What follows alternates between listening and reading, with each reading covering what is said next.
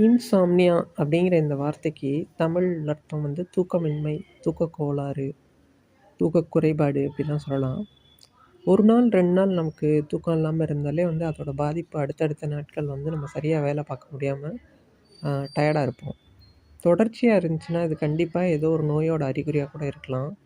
நம்ம அலட்சியப்படுத்த முடியாத ஒரு விஷயம் வந்து தூக்கக் குறைபாடு நமக்கு வந்ததுன்னா, உடனடியா பொது மருத்துவரையோ, இல்ல மனநல மருத்துவரையோ கூட அணுக வேண்டியிருக்கலாம். ஏன்னா, தூக்கமின்மைங்கிறது மனநோயோட அறிகுறியாவும் இருக்கலாம்.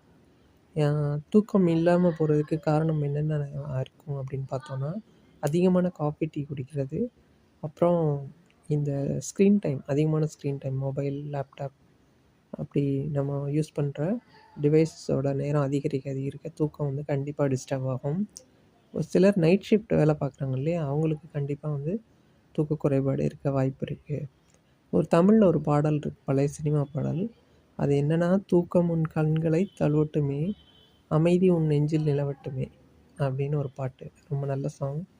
ஸோ நம்ம வாழ்க்கைய அமைதியா வாழ்றதுக்கு எக்கச்சக்கமான ஆ தேவைகள் இருக்குது. அதெல்லாம் நிறைவேறினா அமைதியா இருப்போம்னு நினைக்கிறோம். பட் தூக்கம் இல்லைன்னா மொத்த அமைதியும் தொலைஞ்சிரும்.